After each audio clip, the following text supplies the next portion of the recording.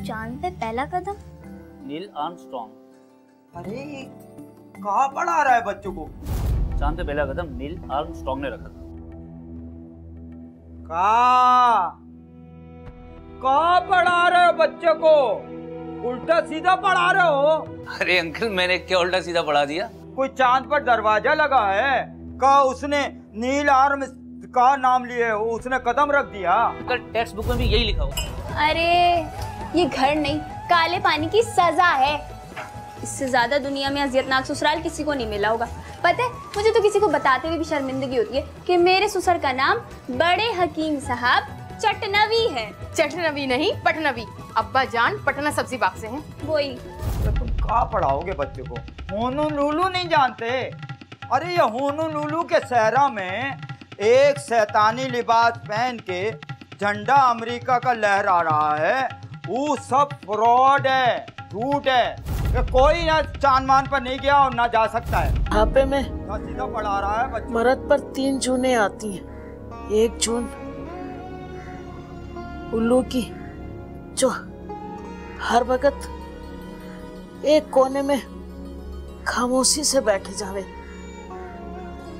और दूसरी जून कुत्ते की, जो हर दूसरे बंदे को काट खाने को दौड़े, और तीसरी जून गधे की, जो हर दूसरे बंदे को 2 लतियां मारे। ये मकान आपने अम्मा के नाम खुद किया था। अब वो नहीं रही तो कम से कम हमें इजाजत दीजिए ये मकान हम बेचें, ताकि हम दोनों भाई अपना हिस्सा अलग अलग ले सकें। अव्वल तो अपनी जिंदगी में ऐसा होने नहीं देंगे। ये मकान नहीं बिकेगा हमारी जिंदगी में। अरे ये तुम्हारी माँ की निशानी है, यहाँ उसकी खुशबू बसती है, का पागल हो गया है। अच्छा बिलफर्ज मोहल, ये मकान बेच दें, ठीक है, और तुम्हारे हिस्से भी दे दें। अरे तो हम कहाँ जाएंगे? आप लोग किस फालतू बहस में पड़ गए? अरे जब मुझे ये मकान बेचना होगा मैं बेच दूंगा। फिलहाल तो मैं आप लोगों से यही कहने वाला था कि आप लोग अपना बंदोबस्त कहीं और कर लें। क्या बात कर रहे रे? मुझे मकान बेचना होगा? क्या मतलब, क्या कहना चाहते हो तुम? आपके पास मकान के पेपर्स की कॉपी तो है ना? कहाँ मैडम, वो सुफियानवा ने अपने कब्जे में किए हैं सारे। सुफियानवा? मैम, छोटा भाई सुफियान। अच्छा अच्छा अच्छा। अम्मा, ये मकान आखिर हम 2 भाइयों के नाम पर तो है। इस मकान को बेचिए और हमें हमारा हिस्सा दें। मैं कौन सी अनोखी बात कर रहा हूँ आप लोगों से?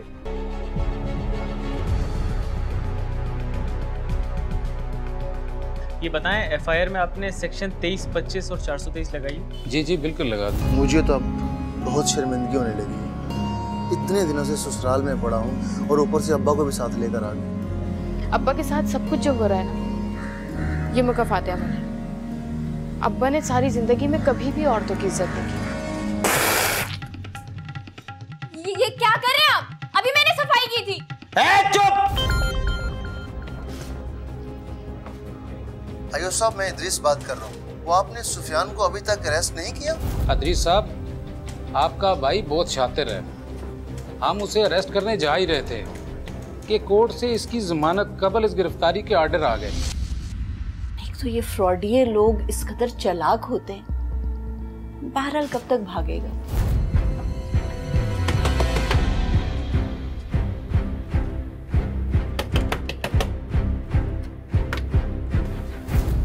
मोहतरम, अदालत से ऑर्डर है कि आपका घर सील किया जाए।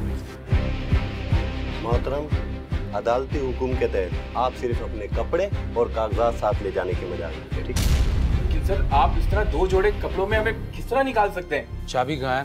चाबी लो। सुफियान को जेल भी हो सकती है। इसका मतलब है मेरे हाथ कुछ नहीं आएगा सिवाय अम्मा के उस जेवर की जो मैंने शादी के बाद चुराया।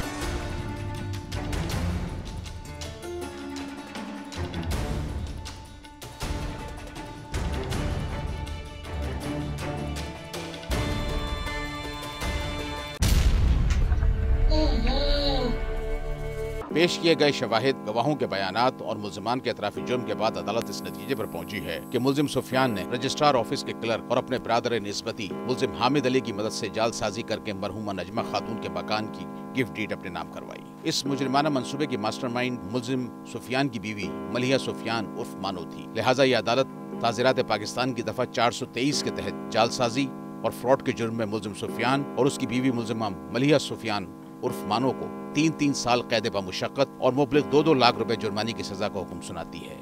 जबकि अदालत हुक्म देती है कि मुल्जिम हामिद के खिलाफ महकमाना इंक्वायरी बिठाई जाए और इस इंक्वायरी की रिपोर्ट अदालत में जमा कराई जाए। ताहम मुल्जिमा नजमा के जेवर की चोरी का मुकदमा अलग से दायर किया जा सकता है। अदालत बर्खास्त की।